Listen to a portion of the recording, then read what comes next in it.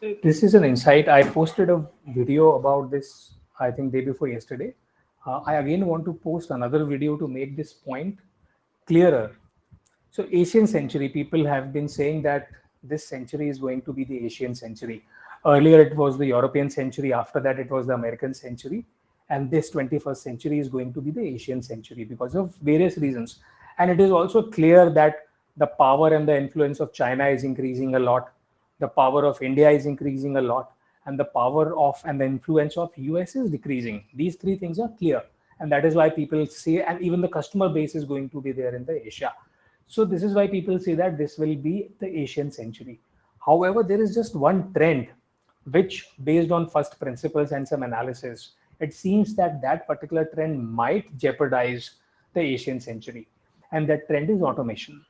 So the first principle, the first principle that is applicable in this situation is that the West is a consumer, also a marketer for the global economy. Consumer and the marketer for the global economy. I will explain this. And East is the supplier.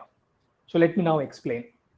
By marketer, I mean if you look at US creates all these marketing needs. For example, the need for mobile phones, the need for social media, all these Twitter, Facebook, WhatsApp, all these needs were created in the US. Automobiles were created as a product were created in the US. Jeans that we wear as a product created in the US. Burgers, pizzas, all these things were created in the Coke, Pepsi, right?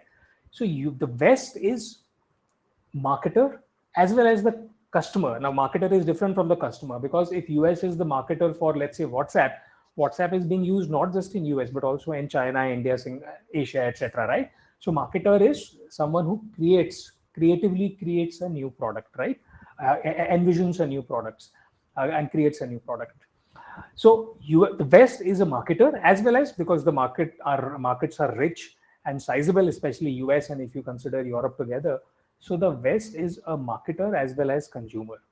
And traditionally, the needs for that customer base, the products have been supplied by the Asian countries, which is why even if the country was small as Taiwan or Korea or as big as China or India, these countries have typically the growth has been export-led growth because these economies have served as suppliers, meeting the product and services needs. India has been big on the services side, the IT services side, and the other economies that I mentioned have been big on the product manufacturing side.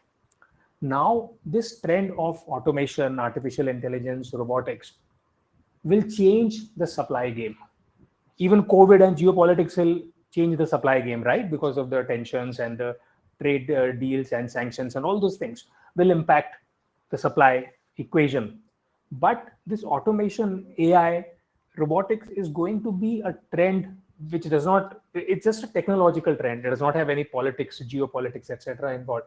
It's a technological trend which will enable a lot of this supply, which is demanded by the West today, that supply being created without the use of human beings.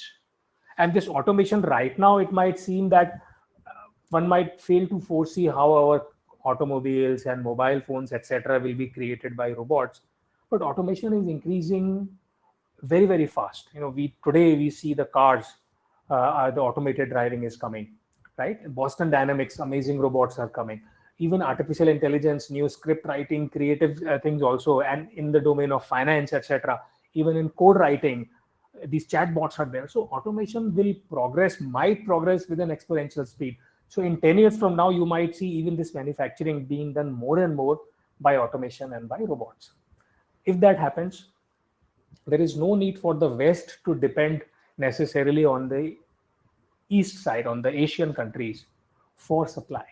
Why can't they have factories? They might want to have factories not far away in China or offices in India, IT offices in India. They might go to Mexico or might go to Eastern Europe for the European economies, close to home, or even within their country. US is a big country. The factories can be within the US, automated factories for manufacturing iPhones and manufacturing automobiles, etc. All the needs.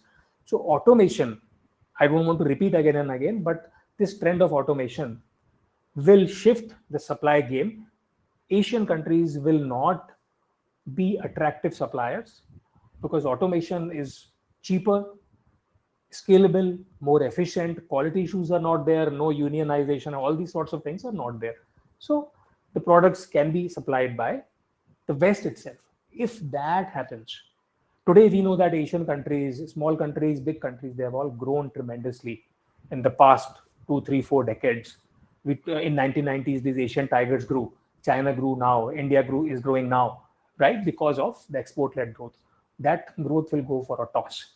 That is why I think that this Asian century will get jeopardized if automation, and it depends upon the extent to which automation seeps in to all these manufacturing and services. It might easily seep in into services, maybe difficult for manufacturing, but right now, since it's exponential and unpredictable, we don't know to what extent automation will apply in what parts of the production processes. But this is a big risk. If this happens, I think big economies that have large domestic markets like India and China will still survive, because if they are not witnessing export-led growth, they will have good domestic customer bases.